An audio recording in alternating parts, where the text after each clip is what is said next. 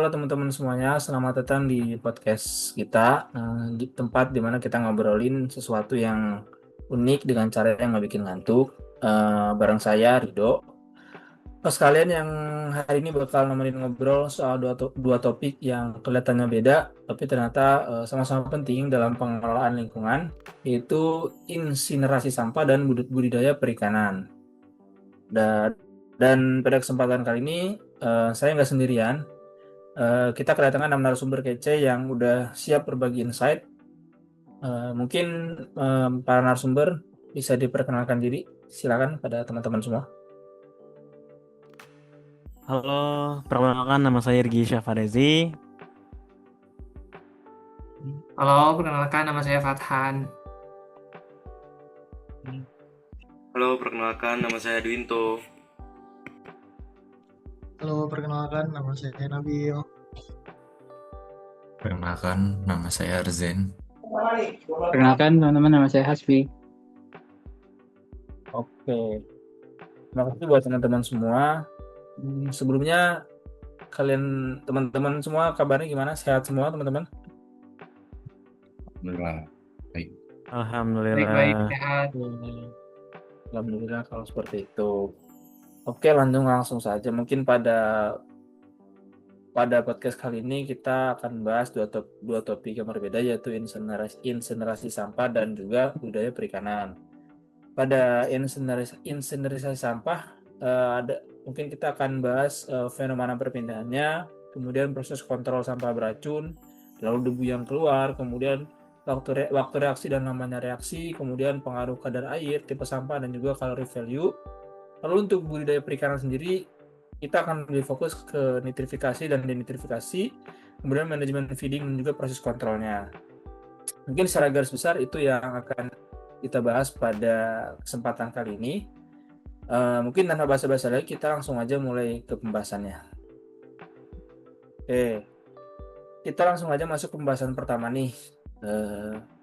Saya mau nanya sesuatu yang sering banget bikin mungkin buat kalangan orang bingung lah ya. Jadi seperti ini, kita dari kecil tuh kan selalu dibilangin ada kata-kata jangan bakar sampah, itu bisa merusak lingkungan. Tapi di sisi lain ada teknologi yang namanya insinerasi, yang basically juga ya bakar sampah gitu. Nah, ini sebenarnya insinerasi itu apa sih?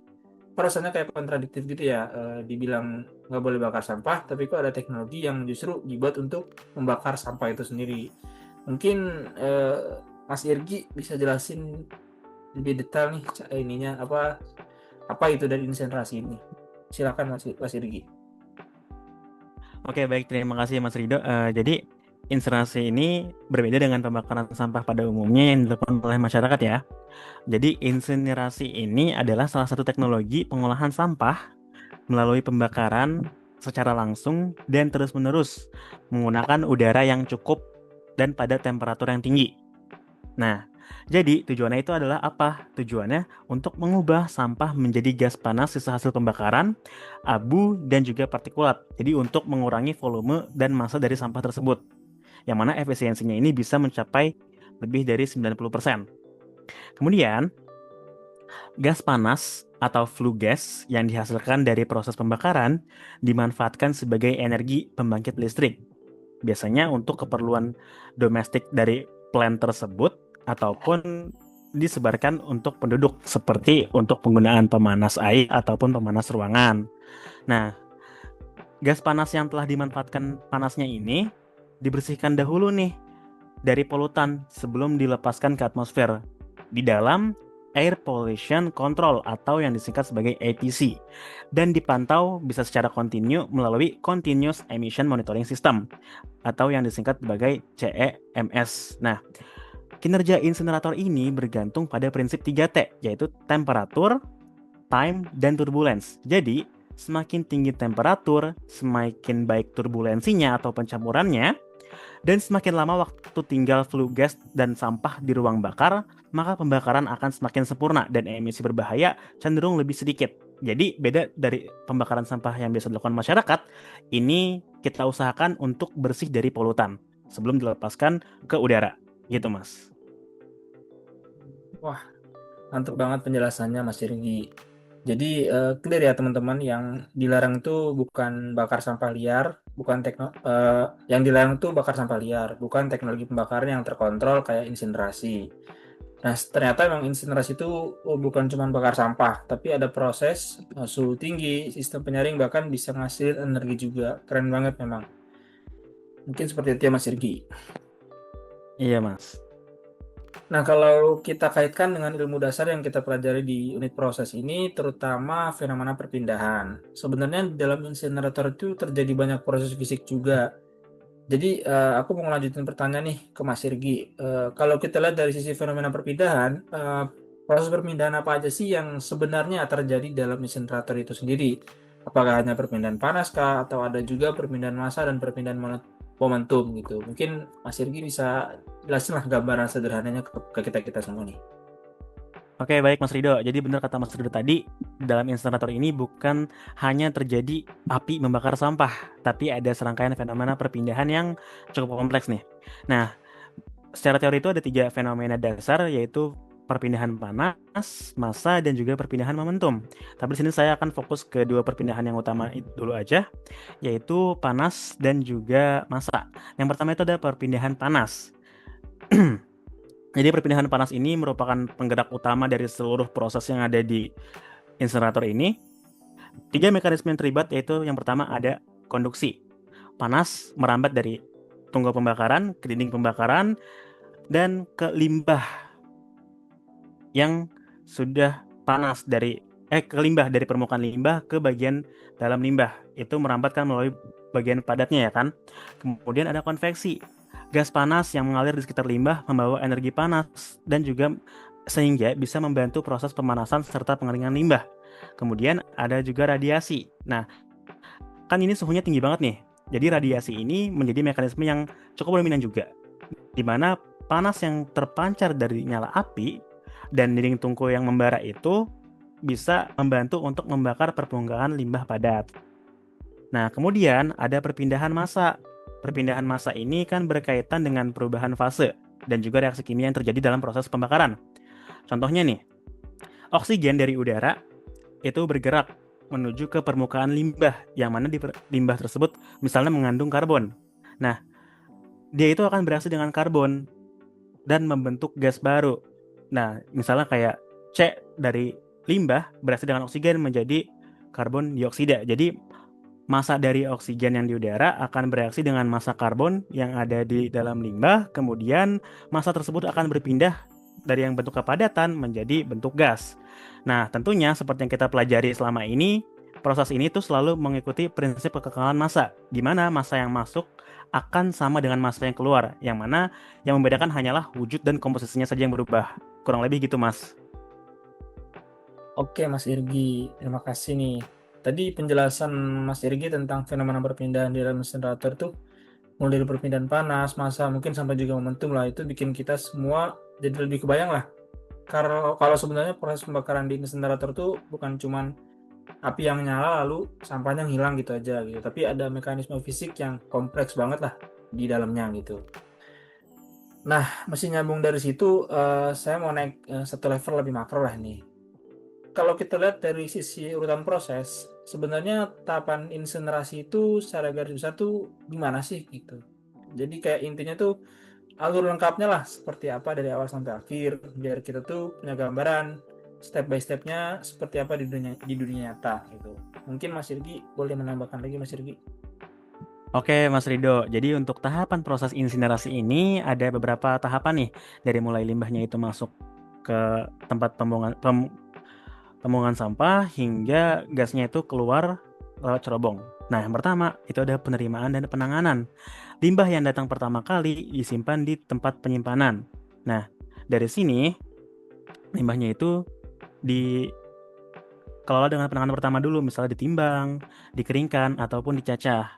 Kemudian limbah ini diambil menggunakan kren, dihomogenkan dulu, kemudian diambil menggunakan kren dan dimasukkan ke dalam tungku insinerator. Kemudian lanjut ke tungku insinerator ya, yaitu pembakaran di ruang bakar nih. Di sana itu ada 2 ruang pembakaran atau disebut sebagai dual chamber, yang mana ada ruang bakar primer, di mana di sini hanya terjadi pengeringan dengan suhu yang tidak terlalu tinggi, kemudian terjadi pirolisis dan juga pembakaran awal limbah padat untuk mengurai dia secara bertahap. Kemudian dari pembakaran pertama itu masuk ke ruang bakar sekunder, di mana gas hasil pembakaran dari ruang primer dialirkan ke ruang sekunder dan dioksidasi pada suhu di atas 800 derajat Celcius untuk memastikan gas-gas sisa terbakar lebih sempurna dan polutan organik yang berbahaya itu bisa terurai. Kemudian setelah gas tersebut dibakar, kita lanjut ke dalam proses pemulihan energinya nih. Dari gas panas yang keluar dari ruang bakar itu akan langsung diarahkan ke boiler, yang mana panasnya itu akan digunakan untuk menghasilkan uap yang bertekanan tinggi, yang mana uap ini dapat menggerakkan turbin yang digunakan untuk memproduksi listrik. Ya, inilah yang disebut sebagai waste to energy. Kemudian setelah energi panas dari gas tersebut dimanfaatkan, gas buangan itu didinginkan, dialirkan ke sistem pengendalian pencemaran udara. Bisa meliputi scrubber ataupun filter untuk mengurangi kandungan asam, partikulat, ataupun polutan lainnya. Nah, dari situ kita masuk ke pembuangan akhir. Bottom ash yang tertinggal di bawah bagian tungku itu dikumpulkan, bisa dibuang ataupun di-recycle tergantung bagaimana peraturan dan kebutuhan. Kemudian, gas yang udah dibersihkan ini dimonitor dulu nih secara kontinu menggunakan continuous emission monitoring system tadi untuk memastikan sesuai baku mutu atau tidak, baru dilepaskan ke atmosfer melalui cerobong. Jadi udah bersih nih dia, baru dibuang gitu, Mas. Seperti itu. Oke, sangat jelas Mas Sirgi. Makasih banyak Mas Sirgi penjelasannya. Lengkap banget dari hulu sampai ke hilir, mulai dari sampah masuk, kemudian di treatment, lalu proses pembakarannya bertahap, sampai gimana gas buangnya itu harus dibersihkan sebelum akhirnya dilepas lewat cerobong. Nah, begitu. Jadi teman-teman sekalian, kelihatan lah ya proses insinerasi itu ternyata nggak sesederhana lempar sampah, kemudian dibakar, kemudian selesai, tidak seperti itu. Oke. Nah, sebelum sampah dimasukin ke insinerator, pasti ada cara-cara tertentu dong. Nggak mungkin semua jenis sampah asal lempar terus bakar. Ada karakteristik dan parameter yang harus dicek dulu supaya prosesnya optimal dan aman. Untuk itu, aku mau lempar pertanyaan ke narasumber berikutnya, yaitu Mas Fatan. Mas Fatan, bisa jelasin nggak karakteristik sampah itu apa aja sih yang harus diperhatikan sebelum sampah itu masuk ke insinerator? Lalu, parameter apa aja sih yang biasanya dicek atau diuji biar proses insinerasi ini bisa berjalan dengan efisien dan nggak mencemar lingkungan? Oke, baik. Jadi saya akan rangkum, jadi ada 3 parameter aja sih yang harus diperhatikan gitu sebelum sampah ini masuk ke dalam insinerator. Yang pertama adalah kadar air atau kelembaban, atau juga orang sering menyebutnya moisture level. Nah, itu berkaitan dengan jumlah air yang terkandung di dalam sampel. Nah, di dalam sampah ya. Jadi biasanya kalau sampah yang digunakan itu yang dimasukkan ke insinerator itu biasanya sampah domestik. Nah, itu punya kelembaban yang tinggi, sekitar 50-80%. Nah, kadar air atau kadar kelembaban yang tinggi ini tuh berpengaruh terhadap perpindahan panas gitu. Jadi energi yang dihasilkan di proses pembakaran itu dipakai untuk memanaskan atau menguapkan air terlebih dahulu gitu. Jadi suhu yang ada di insinerator itu akan menurun gitu. Nah, jadi cara menanggulanginya ini adalah dengan cara proses pengeringan terlebih dahulu, biasanya sebelum si sampah ini masuk ke dalam insinerator. Bisa dengan dialirkan udara yang panas, atau juga bisa dengan dikeringkan kayak dijemur selama beberapa hari gitu. Nah, selanjutnya ada komposisi dari sampah itu sendiri. Nah, komposisi sampah ini sangat beragam dan ini tuh bisa menjadi tantangan lah dalam pengolahan sampah untuk insinerator ini ya. Jadi komposisi ini juga berpengaruh pada hasil atau gas buang yang nanti akan dihasilkan gitu. Jadi komponen-komponen yang menghasilkan gas buang yang bisa berbahaya itu lebih baik disingkirkan terlebih dahulu ya sebelum insinerasi. Dan komposisi sampah ini berpengaruh pada parameter yang ketiga, yaitu adalah nilai kalori. Jadi nilai kalori itu adalah energi yang dilepaskan oleh sampah persatuan massanya ketika dia dipanaskan. Dan nilai kalori ini juga sangat dipengaruhi oleh komposisi. Jadi kalau misalkan sampah organik yang mengandung karbon yang tinggi, misalkan itu akan mempunyai nilai kalori yang tinggi, sehingga atau kadar oksigen yang tinggi itu bisa meningkatkan nilai kalorinya. Sehingga pada saat proses insinerasi, si sampah ini itu bisa jadi seperti apa ya istilahnya, kayak bahan bakar untuk menjaga proses insinerasinya ini berlanjut seperti itu. Nah, selanjutnya ada juga yang harus diperhatikan dalam proses insinerasi diri parameter-parameter seperti laju alir udara dan proses pencampuran. Mungkin sudah dijelaskan sama Mas Irgi sebelumnya ya. Jadi laju alir udara itu berpengaruh pada suplai oksigen gitu. Jadi semakin banyak oksigennya pasti kan proses reaksinya akan lebih cepat gitu. Proses insinerasinya akan lebih cepat.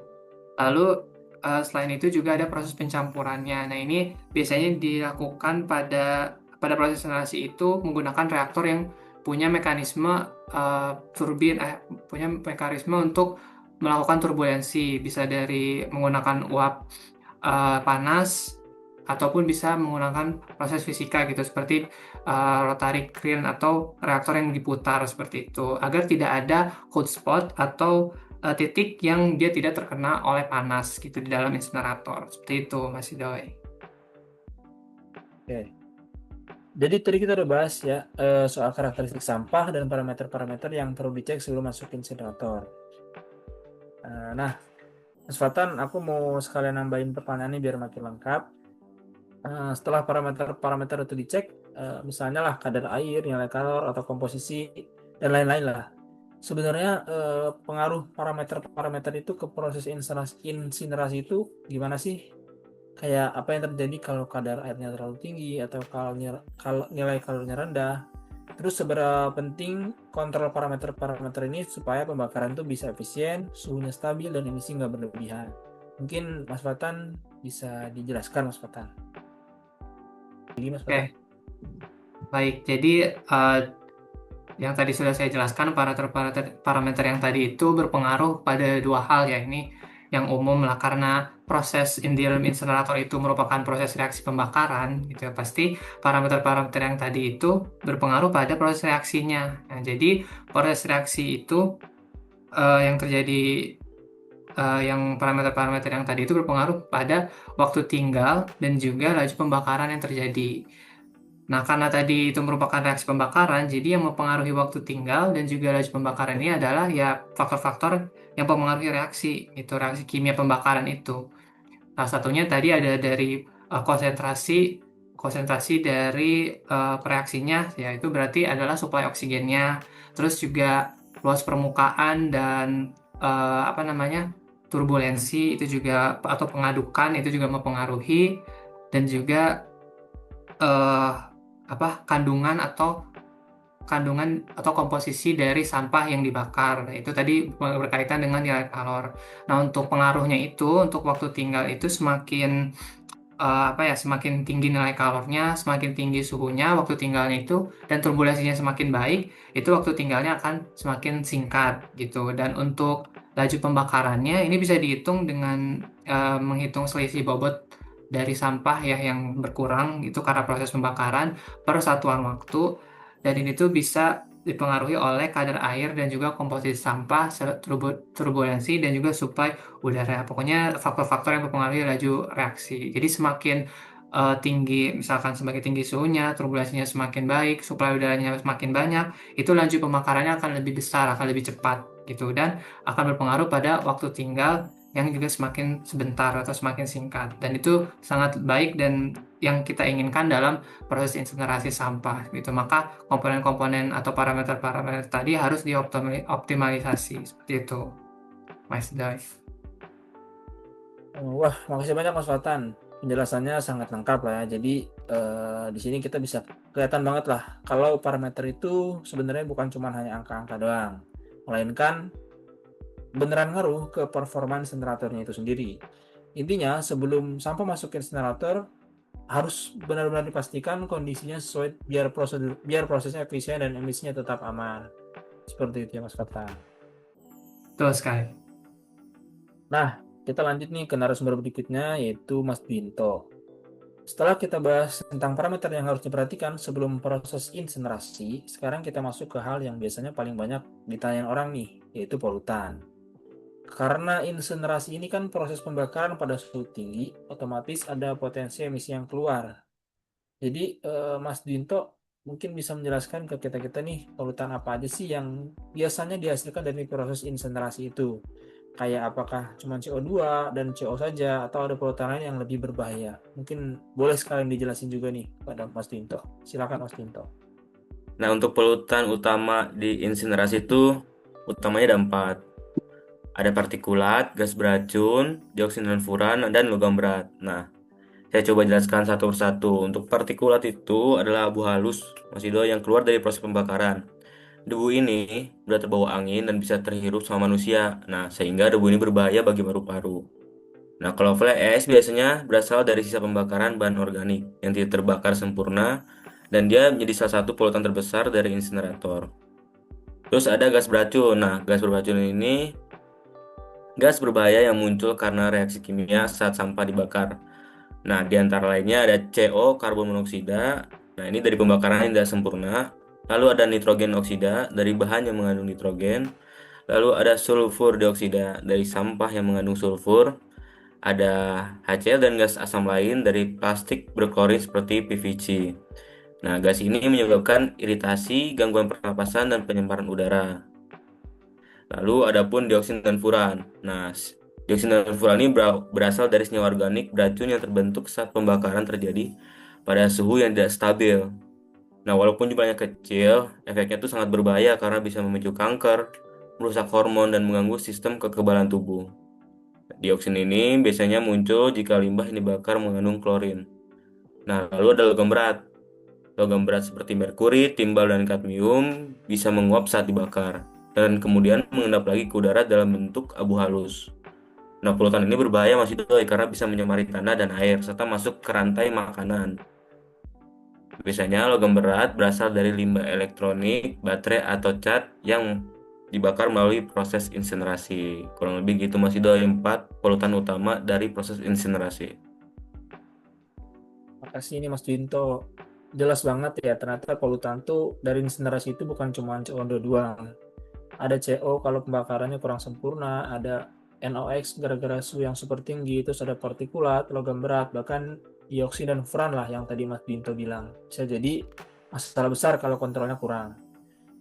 Jadi kelihatan banget kalau insinerasi itu memang butuh pemantauan yang ketat, bukan asal bakar terus kelar gitu. Tapi prosesnya pun harus benar-benar terkontrol lah supaya emisinya itu tetap aman dan nggak bahaya buat lingkungan maupun kesehatan kita. Seperti itu ya mungkin Mas Dinto. Ya, nah Mas Dinto, tadi Mas Dinto kan udah jelasin nih soal polutan utama yang muncul dari proses insinerasi. Dan salah satu yang cukup sering jadi masalah adalah debu atau partikulat. Karena kalau partikulat ini lolos ke udara, dampaknya lumayan serius. Ya, baik buat kesehatan maupun kualitas lingkungan lah. Jadi, saya mau ngulik sedikit nih Mas, kayak sebenarnya gimana sih proses kontrol debu atau partikulat pada insinerasi ini?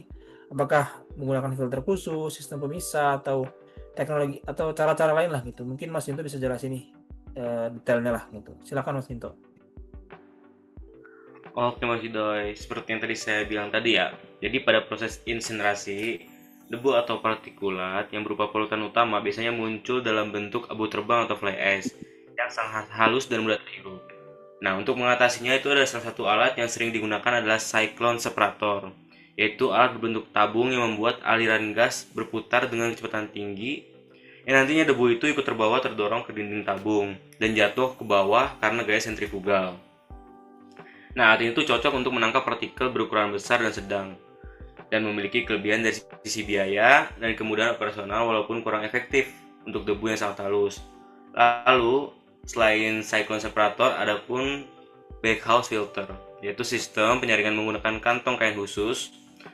Udara kotor dari insinerator dilewatkan melalui kantong filter sehingga debu akan menempel pada permukaan kain. Nah, sementara itu udara bersih keluar ke atmosfer. Backhouse termasuk teknologi paling efektif untuk menangkap partikulat berukuran sangat kecil dan banyak digunakan pada insinerator modern karena mampu menurunkan konsentrasi debu hingga standar emisi yang ketat. Lalu, ada peralatan bernama elektrostatik presipitator atau ESP yang bekerja dengan memberi muatan listrik pada partikulat sehingga partikel tersebut tertarik ke plat bermuatan berlawanan. Sehingga nanti menempel, debu akan dikumpulkan dan dibuang secara berkala. SSP sangat efektif untuk menangkap partikulat halus dalam jumlah besar, namun biaya awal pemasangannya cukup tinggi. Dengan kombinasi beberapa alat tersebut, insinerator bisa mengurangi emisi debu secara signifikan. Gitu Mas Idoy. Oke, Mas Dinto. Tadi penjelasan soal kontrol debu atau partikulat sudah jelas banget ya. Jadi kita sendiri paham lah kalau insinerasi itu memang punya sistem penyaringan yang cukup serius buat tahan polutan padatan supaya nggak langsung terbang lah ke udara. Nah, masih berhubungan dengan itu, saya mau nambah satu pertanyaan yang masih dalam satu paket tentang pengendalian emisi nih. Selain partikulat, tadi Mas Dinto juga sempat menyebut ada gas beracun lah yang bisa keluar dari proses insinerasi. Seperti NOx, SO2, bahkan dioksin dan furan kalau kondisinya nggak ideal. Jadi pertanyaannya nih, gimana sih proses kontrol gas beracun pada insinerasi? Apakah pakai scrubber, sistem reaksi kimia tertentu, atau metode lain lah untuk menetralkan gas-gas berbahaya ini? Mungkin boleh jelasin secara sederhana Mas Dinto. Silakan Mas Dinto.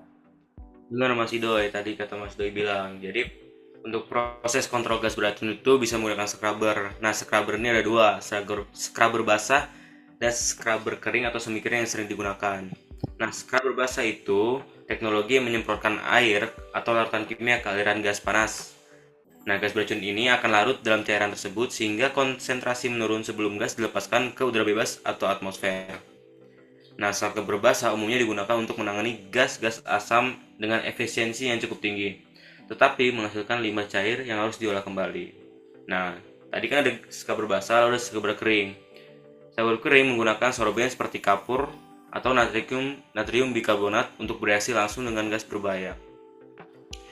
Sorben ini akan mengikat gas beracun dan mengubahnya menjadi bentuk yang lebih stabil. Nantinya aman untuk dilepas bersama abu. Metode ini lebih praktis dibanding scrubber basah karena tidak menghasilkan limbah cair dan banyak dipakai pada insinerator skala sedang. Selain itu, untuk mengurangi emisi NOx, gunakan selective catalytic reduction yang memanfaatkan katalis dan amonia. Gas nitrogen oksida direaksikan menjadi nitrogen dan uap air sehingga tidak berbahaya. Teknologi ini memiliki efisiensi yang tinggi Mas Idoy, namun membutuhkan biaya operasional yang besar dan sistem kontrol yang ketat. Dengan kombinasi berbagai teknologi ini, telah saya sebutkan, insinerator dapat memenuhi standar emisi gas beracun yang berlaku. Begitu Mas Idoy. Oke Mas Dinto, pembahasan kita soal kontrol polutan udah lengkap banget lah ya, mulai dari bagaimana insinerator mengendalikan debu, terus kontrol gas-gas beracun, dan ternyata teknologinya juga cukup lengkap. Nah, sebelum saya pindah ke narasumber berikutnya, saya mau nanya satu lagi Mas Dinto nih, pertanyaan terakhir ya buat Mas Dinto yang masih nyambung banget lah sama topik pengendalian polutan. Selain emisi gas dan partikulat, dalam proses insinerasi ini kan masih ada juga kemungkinan munculnya residu atau sampah beracun nih, kayak abu dasar dan abu terbang, dan yang kandungan logam beratnya tuh kemungkinan tinggi banget lah. Jadi sebenarnya nih gimana sih proses kontrol dan penanganan sampah beracun yang dihasilkan dari insinerasi nih? Apakah ada perlakuan khusus? Apakah ada distabilisasi dulu atau langsung dibawa ke landfill khusus B3 nih? Mungkin boleh dijelasin lagi Mas Dinto. Oke Mas Idoy. Nah, lanjut ke kontrol sampah beracun. Nah, sampah beracun atau limbah B3 umumnya membutuhkan penanganan yang lebih ketat Mas Idoy karena kandungan polutannya kan nantinya jauh lebih berbahaya dibanding sampah biasa. Pada proses insinerasi, limbah berbahaya umumnya diterapkan dengan high temperature incineration, yaitu pembakaran pada suhu 850 derajat Celcius sampai 1200 derajat Celcius.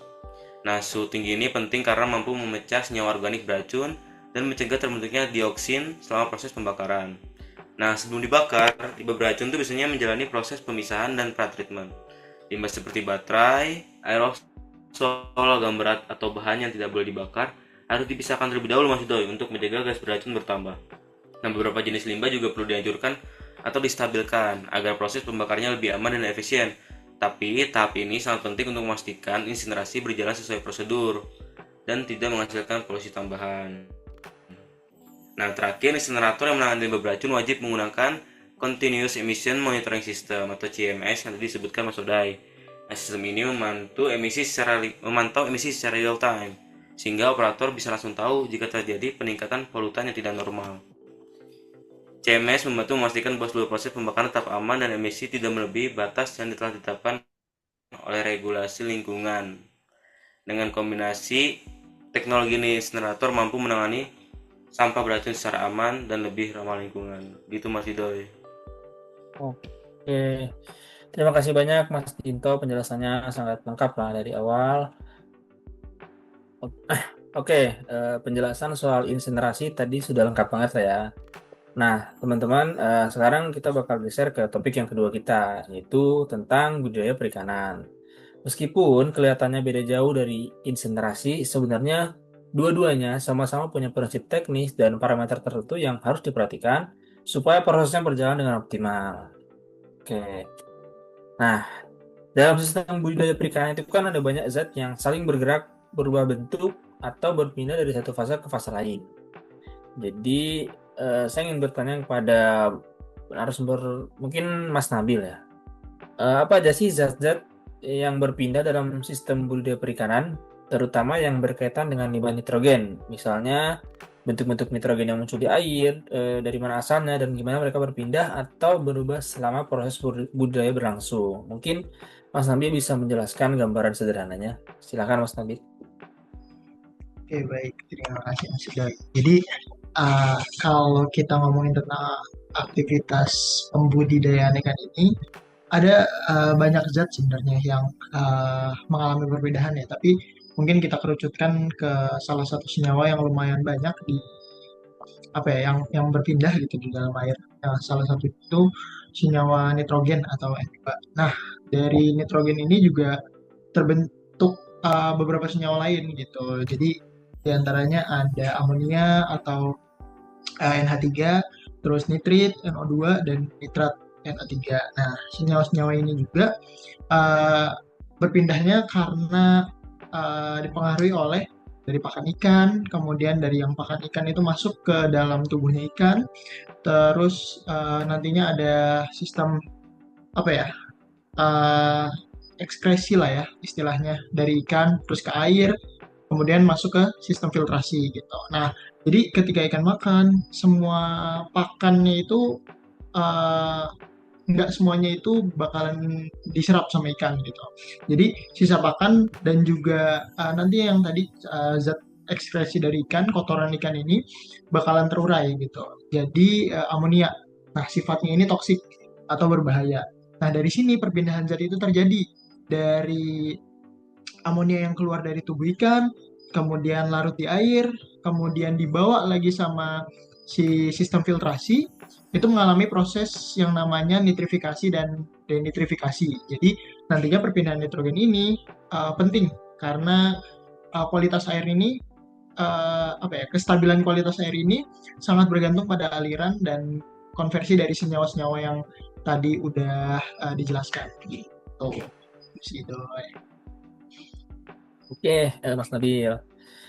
Oke, siap-siap. Tadi kita kan udah ngebahas tentang zat-zat apa aja nih yang berpindah dalam sistem budidaya perikanan, terutama yang berhubungan sama limbah nitrogen, seperti amonia, nitrit, dan nitrat yang dibilang tadi sama Mas Nabil. Nah, biar pembahasannya lebih lengkap nih, saya mau lanjutin sedikit. Menurut Mas Nabil nih, kenapa sih perpindahan nitrogen itu harus dikendalikan dalam sistem budidaya perikanan? Apa yang terjadi kalau nitrogen khususnya yang berbentuk berbahaya ya, yang nggak bisa dikontrol gitu? Bisa berdampakkah ke kesehatan ikan, kualitas air, atau bahkan produktivitas budidaya secara keseluruhan? Mungkin bisa dijelaskan ya Mas Nabil, kenapa kontrol nitrogen itu krusial banget lah dalam sistem budidaya perikanan? Oke, jadi kenapa sih perpindahan nitrogen ini harus dikendalikan? Karena memang si nitrogen ini berpengaruh terhadap si ikan-ikan yang kita budidaya gitu. Karena kalau si amonia dan nitrit ini nggak dikendalikan, konsentrasinya bisa naik secara cepat. Nah, jadi uh, akibatnya apa? Ikan-ikan yang kita budidaya ini bakalan dia bakal mengalami stres, terus nafsu makannya menurun, terus juga bahkan uh, sampai kematian gitu. Jadi banyak ikan-ikan yang kita budidaya bukannya malah untung, malah jadi buntung gitu. Nah, gimana sih apa namanya pengendaliannya? Jadi si perpindahannya ini dikontrol dengan kita mastiin bahwa air yang ada di dalam air yang kita pakai dalam budidaya ini harus tetap stabil gitu. Jadi airnya dikontrol, terus apa namanya sistem filtrasinya juga dicek gitu, apakah dia kerjanya optimal atau enggak. Jadi ikan yang tumbuh itu juga nanti bakalan tumbuh dengan baik tanpa adanya resiko keracunan. Gitu Mas Idoy.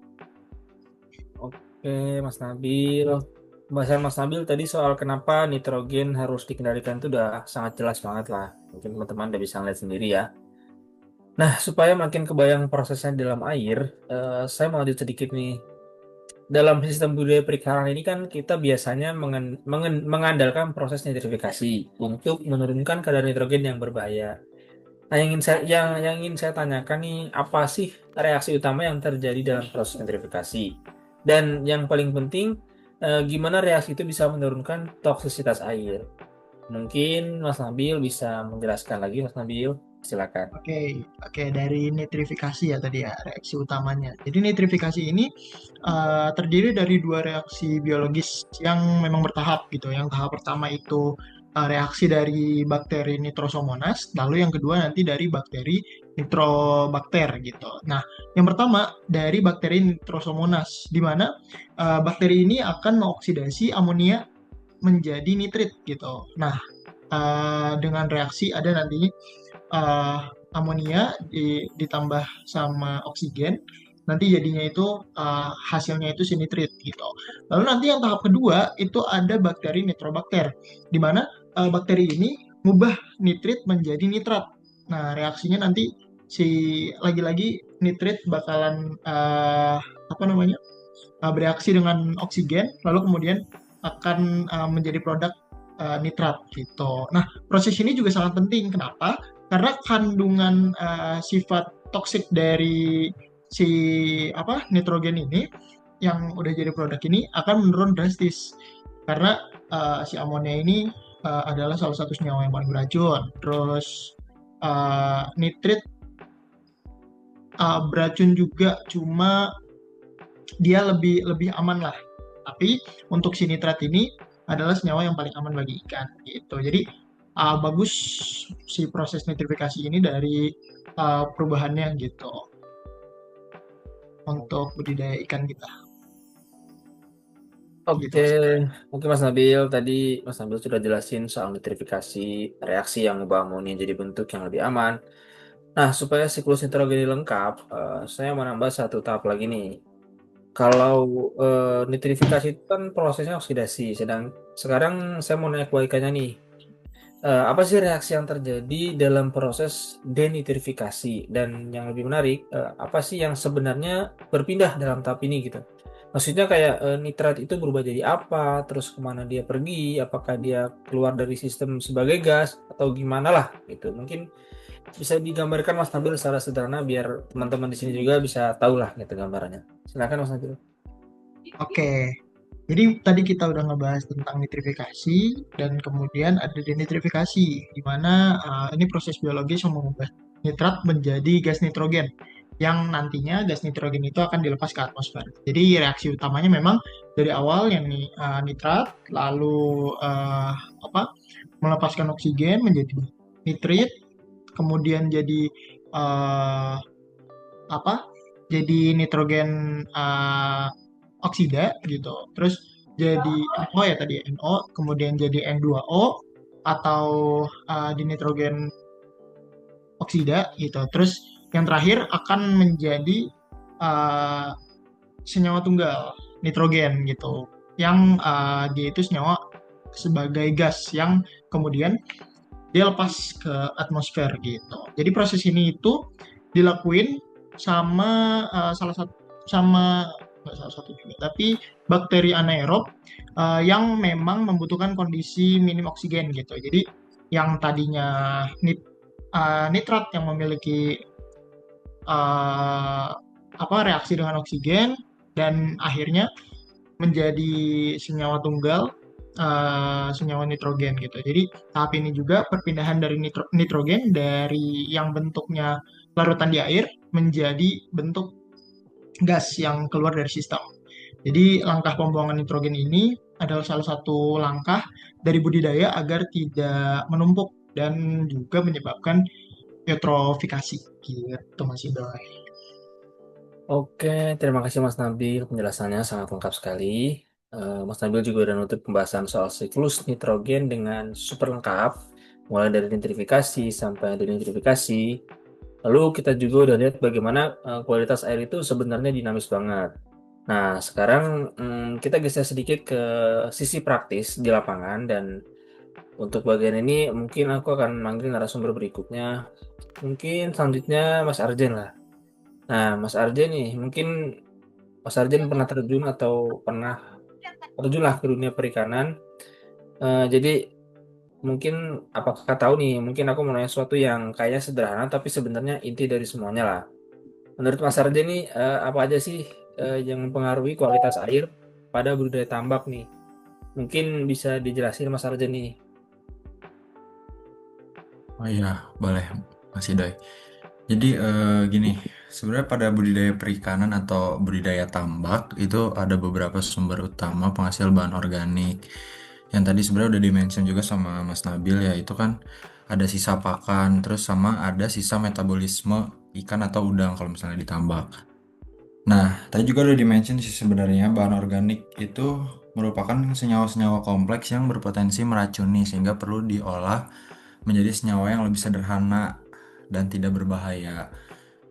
Nah, pakan ikan ini merupakan salah satu sumber bahan organik yang dapat mengganggu kestabilan lingkungan tambak atau kolam karena sifatnya itu mudah larut.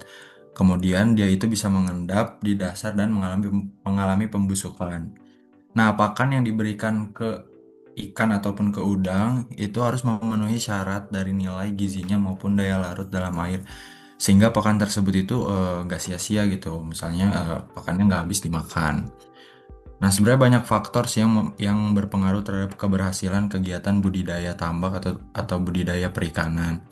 Nah, manajemen kualitas air ini dianggap sebagai salah satu faktor budidaya yang paling penting. Namun, sebenarnya banyak bukti juga bahwa kondisi dasar tambak dan pertukaran substansi antara tanah dan air itu sangat memberikan pengaruh terhadap kualitas air itu sendiri. Maka dari itu, kita tuh perlu untuk memanage ketika memberi makan itu gimana sih yang baik kayak gitu. Oke, terima kasih Mas Arjen. Informasinya sangat berguna lah. Mungkin sangat berguna buat mungkin dari teman-teman kita semua nanti ada yang ingin memiliki usaha di bidang budidaya perikanan. Gitu Mas Arjen. Oke, Mas Arjen, tadi kan udah Mas Arjen udah jelas ini faktor-faktor yang ngaruh ke kualitas air tambak dan itu penting banget karena semua proses kimia dan biologi di kolam sebenarnya bergantung ke kondisi itu. Nah, supaya kita makin lengkap nih bahasanya, aku mau nyambung sedikit ke fenomena yang tadi sempat disinggung juga sama Mas Nabil yaitu soal nitrogen. Nah, gini Mas Arjen, dalam pengolahan tambak ini kan sering banget kita dengar dua istilah penting yaitu nitrifikasi dan denitrifikasi. Sebenarnya apa sih yang dimaksud dengan nitrifikasi dan denitrifikasi? Lalu gimana proses kedua fenomena ini bisa terjadi di tambak gitu? Mungkin bisa dijelaskan sedikit Mas Arjen? Oke, boleh Mas Idoy. Sebenarnya secara definisi, nitrifikasi itu adalah proses pembentukan nitrit atau nitrat dari reaksi oksidasi amonia yang melibatkan bakteri yang bersifat autotrofik seperti Nitrosomonas, Nitrosococcus, Nitrospira, dan bakteri-bakteri nitro yang lain. Untuk definisi denitrifikasi itu sendiri, itu merupakan proses utama degradasi atau reduksi senyawa nitrogen dalam kondisi yang tidak ada oksigen atau anaerob. Itu biasanya terjadinya pada malam hari. Contohnya, nitrat menjadi nitrit atau nitrogen oksida menjadi molekul nitrogen yang berbentuk gas. Kayak gitu sih Mas, kalau definisi nitrifikasi dan denitrifikasi. Oke Mas Arjen. Tadi Mas Arjan udah jelasin lengkap soal nitrifikasi dan denitrifikasi, dan tadi dia sebelumnya juga udah sempat disinggung lah oleh Mas Nabil, gimana kok kedua proses itu bisa terjadi secara alami di tambak. Nah, selanjutnya biar pembahasannya makin lengkap, saya melanjutkan sedikit nih. Menurut Mas Arjan nih, apa sih dampak dari proses nitrifikasi dan denitrifikasi yang terjadi di dalam tambak nih? Dalam arti, apalah efek positifnya ke kualitas air dan kesehatan ikan, dan apa juga dampak negatifnya nih yang mungkin muncul kalau prosesnya nggak seimbang? Mungkin bisa dijelasin sedikit nih Mas Arjen. Oke, oke, boleh.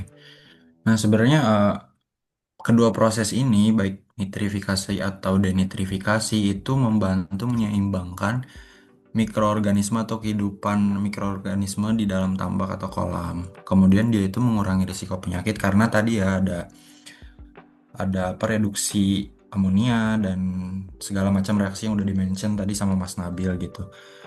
Kemudian kedua proses tersebut juga berperan sebagai pembersih alami yang menjaga kualitas air tetap stabil dan produktif. Nah, adapun beberapa dampak positifnya, Mas. Yang pertama ada mengurangi toksisitas air, meningkatkan kualitas air, mendukung produktivitas, dan meningkatkan stabilitas ekosistem di dalam tambak atau kolam. Nah, selanjutnya itu ada dampak negatif jika prosesnya tuh nggak seimbang. Jadi, dari proses nitrifikasi atau denitrifikasi ini, ada salah satu nih yang nggak seimbang nih. Nah, itu bisa menyebabkan stres pada ikan, kemudian menurunkan daya tahan ikan atau udang, bahkan sampai kematian massal. Kayak gitu, Mas. Oke, jadi intinya kalau kalau yang saya tangkap dua proses ini harus jalan bareng lah ya dengan porsinya yang tepat gitu. Eh, Pertanyaan yang mau tanya lagi nih, lalu gimana nih cara ngatur agar kedua proses tersebut tuh berjalan dengan seimbang gitu Mas Arjen? Mungkin bisa ditambahkan lagi Mas Arjen. Oke, ada beberapa langkah utamanya ya yang fokusnya itu pada pengelolaan bahan organik, kemudian pengkondisian lingkungan tambak, dan penggunaan mikroorganisme probiotik khusus, yaitu yang pertama itu tadi bahan organik itu dikelola supaya mengurangi penumpukan bahan organik dari sisa pakan atau metabolisme ikan itu sendiri dan lain-lain. Kemudian yang kedua ada penyediaan aerasi cukup dan distribusi oksigen yang baik. Nah, itu bertujuan untuk menjaga kadar DO atau dissolved oksigen yang optimal. Kemudian selanjutnya ada penambahan bakteri probiotik nitrifikasi dan denitrifikasi. Jadi sebenarnya proses nitrifikasi sama denitrifikasi ini kan terjadi secara alami ya. Cuman bisa juga dibantu sama manusia gitu. Jadi ditambahin bakteri eh, yang bernama Nitrosomonas dan Nitrobakter. Itu dia bisa mempercepat oksidasi amonia dan nitrit. Kemudian ada juga bakteri Pseudomonas untuk mempercepat reduksi nitrat jadi nitrogen gas, itu untuk denitrifikasi. Kemudian yang keempat itu ada pemantauan kualitas air secara rutin seperti pengukuran kadar amonia, kadar nitrit, kadar nitrat, pH, DO dan lain-lain itu secara berkala. Nah, untuk pemantauan ini itu berkaitannya dengan dasar atau kontrol proses dari nitrifikasi dan denitrifikasi kayak gitu. Selanjutnya ada juga penggunaan pupuk organik. Namun ini ketika dibutuhkan aja. Jadi ada pupuk urea itu bisa digunain untuk ningkatin pertumbuhan bakteri nitrifikasi dan denitrifikasi. Ini yang untuk secara alami kayak gitu. Oke, Oke, Mas Arjen. Tadi Mas Arjen udah membahas gimana menjaga keseimbangan nitrifikasi dan denitrifikasi lewat kontrol kualitas air dan pengolahan tambak. Nah, salah satu faktor yang paling sering bikin proses nitrogen itu ngamuk itu kan sebenarnya pakan ya. Karena sisa pakan dan feses itu sumber utama amonia. Jadi saya mau nanya lagi nih buat Mas Arjen nih, mungkin terakhir lah buat Mas Arjen.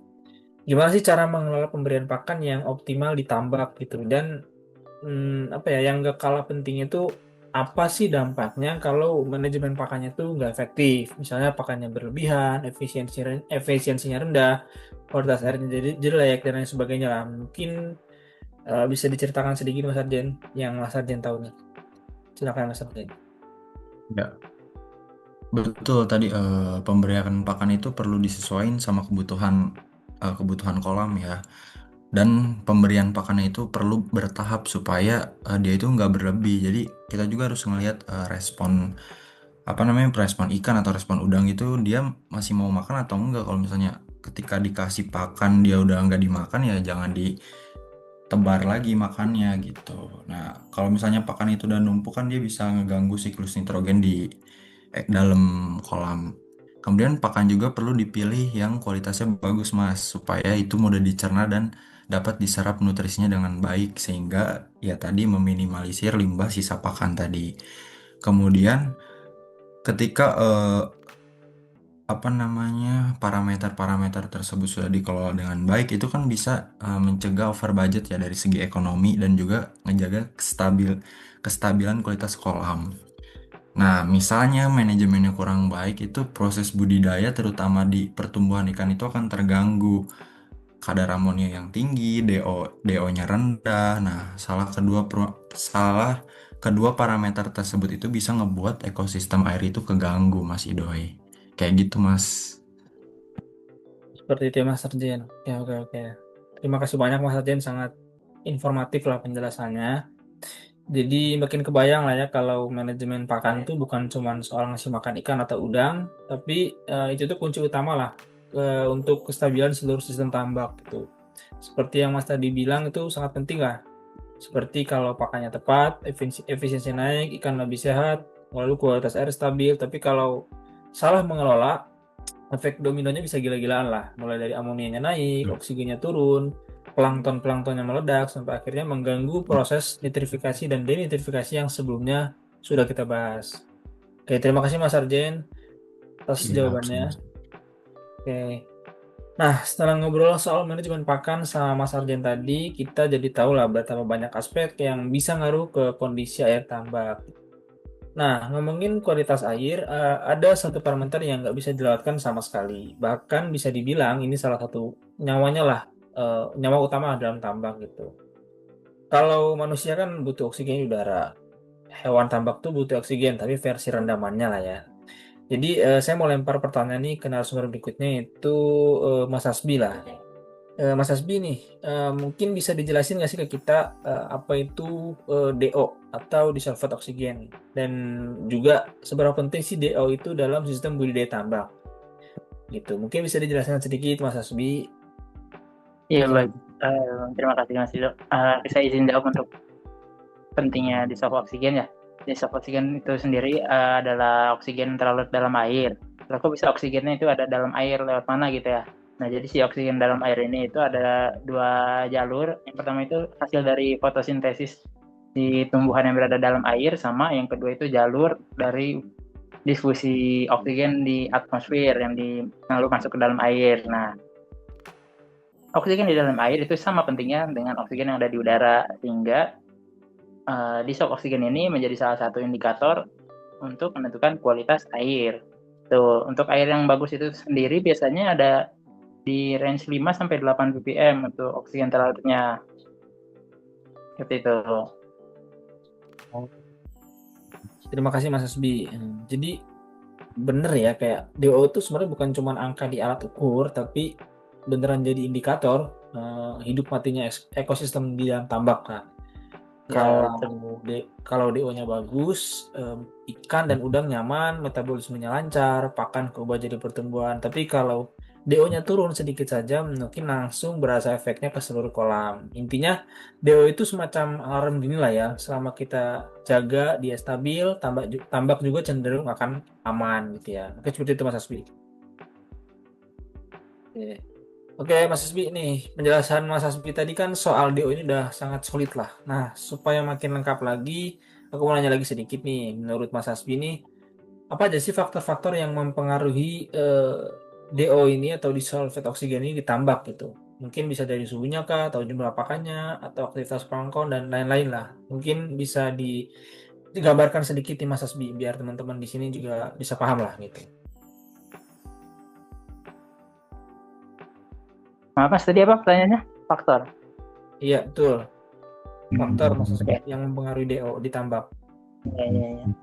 Untuk DO sendiri itu faktornya yang pertama ada suhu ya, suhu air tentu, dimana kalau suhu air ini semakin meningkat, nanti kadar oksigen dalam air ini akan menurun dikarenakan suhu air yang panas ini membuat proses respirasi dari si organisme dan meningkatkan aktivitas metabolisme si mikroorganisme pengurai. Jadi mereka lebih cepat dalam melakukan metabolisme sehingga membutuhkan oksigen lebih banyak. Oleh sebab itu, kadar oksigennya akan menurun.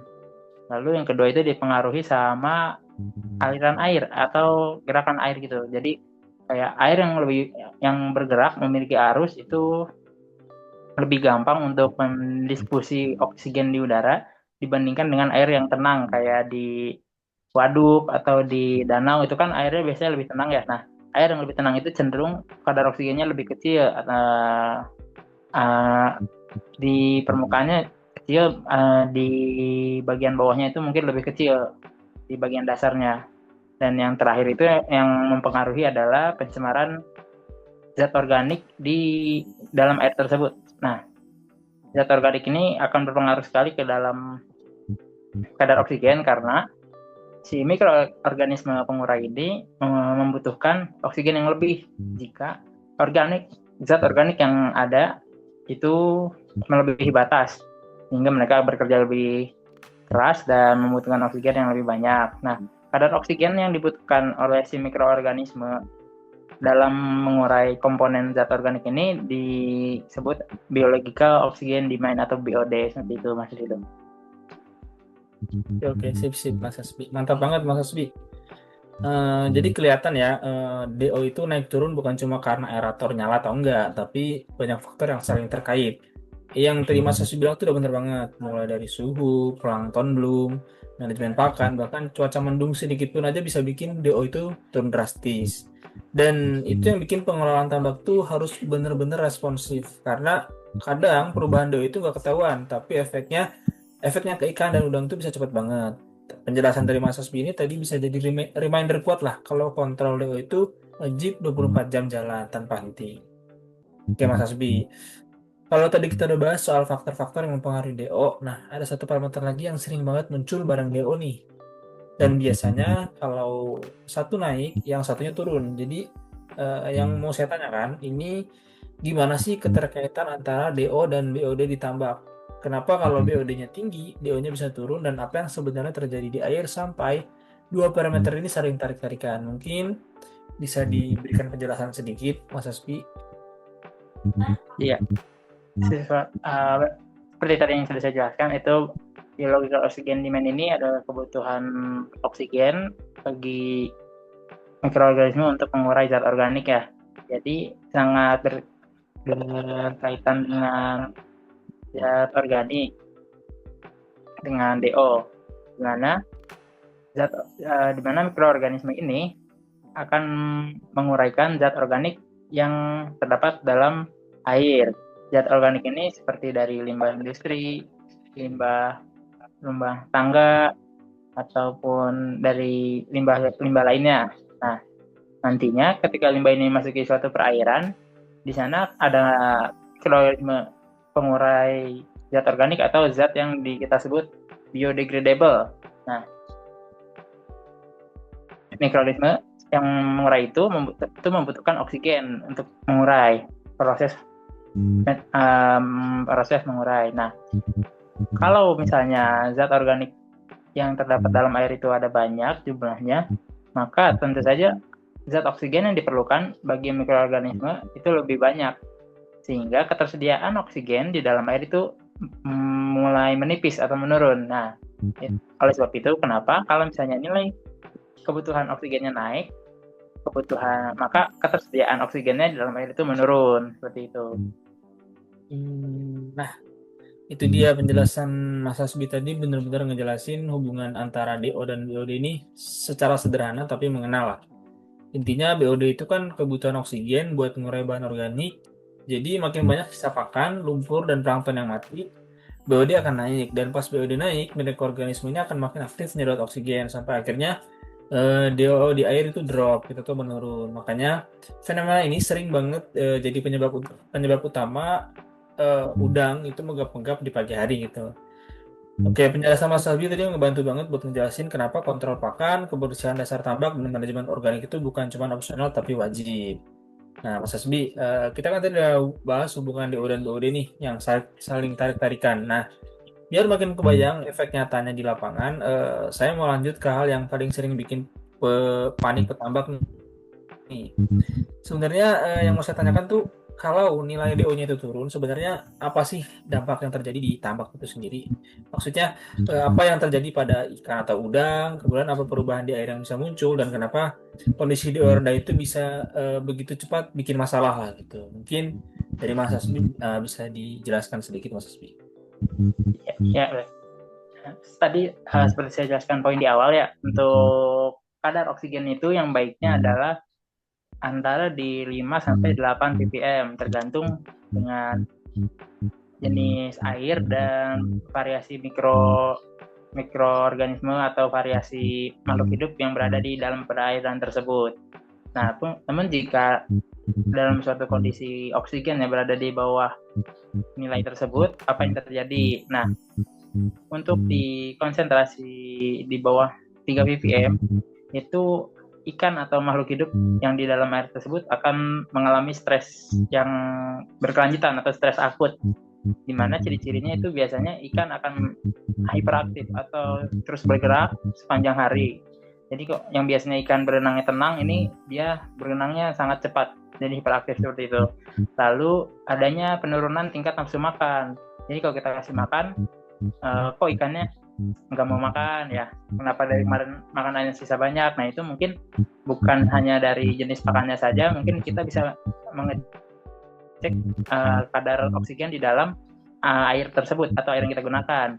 Dan yang terakhir itu cirinya adalah ikan atau makhluk hidup itu sering muncul ke permukaan untuk mengambil oksigen. Jadi kalau misalnya teman-teman di sini ngelihat kok ini ternak atau tambak saya ikannya pada sering muncul ke atas gitu ya. Nah, itu mungkin menjadi sebuah pertanda atau warning bahwa di dasar itu kadar oksigen di dasar sudah mulai menipis dan itu harus kita perbaiki.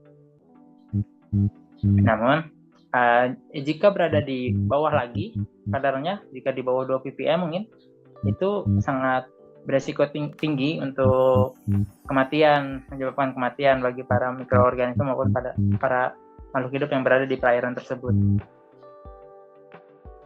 Seperti itu, Mas.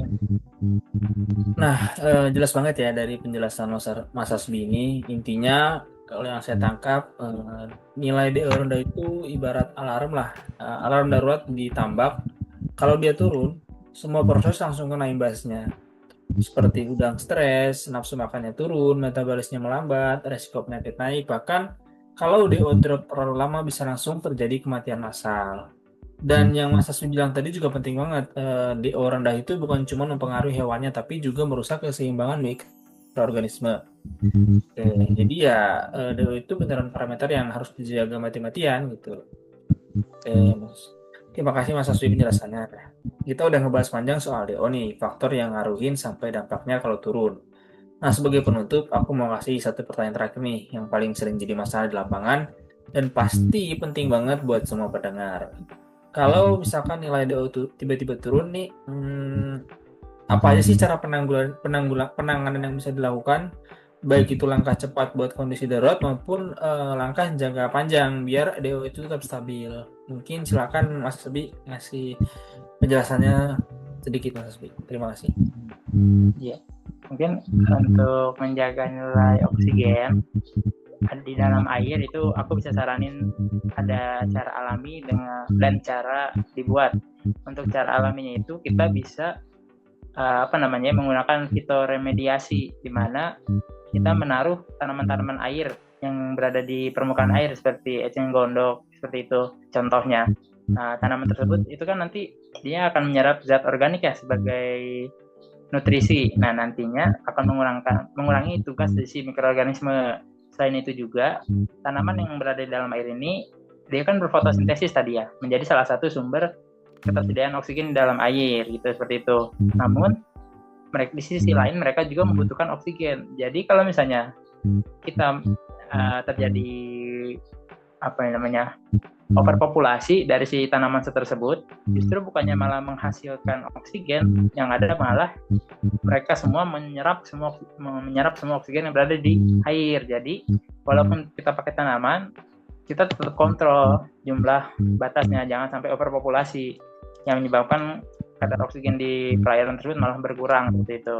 Itu yang kalau jikalau teman-teman ingin menggunakan tanaman air. Lalu untuk yang kedua, caranya bisa menggunakan sistem aerasi. Sistem aerasi ini tuh seperti kita membuat suatu gelembung atau suatu aliran yang dimana nantinya akan membuat air bergelombang. Tadi sudah saya sebutkan bahwa air yang bergelombang ini adalah salah satu faktor yang mempengaruhi kadar oksigen ya. Nanti gelembung yang ke atas itu lalu pecah akan akan melepaskan oksigen ke dalam air. Itu untuk aerasi.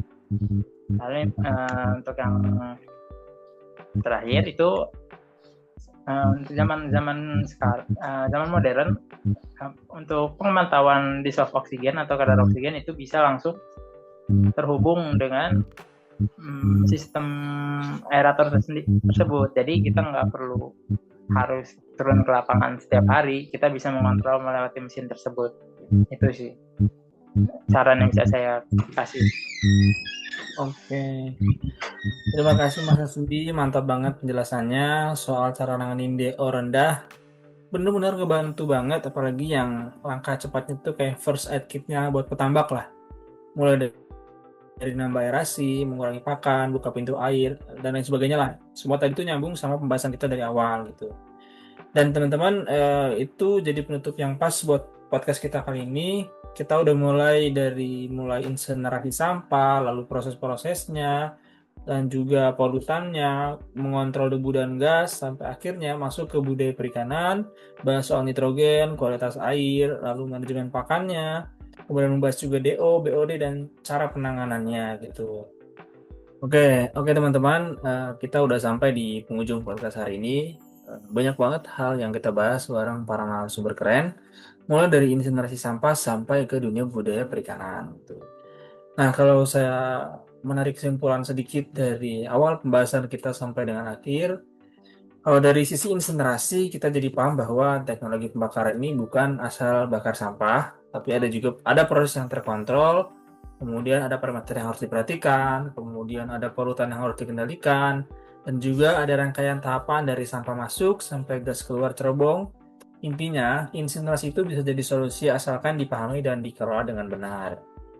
Lalu untuk topik budaya perikanan yang ternyata nggak kalah kompleks gitu, kita ngobrol tentang perpindahan nitrogen, kemudian proses nitrifikasi dan denitrifikasi, sampai gimana ngatur pakan, kualitas air, dan yang paling penting DO atau oksigen terlarut. Semua itu saling terhubung dan jadi kunci keberhasilan dalam budidaya tambak gitu.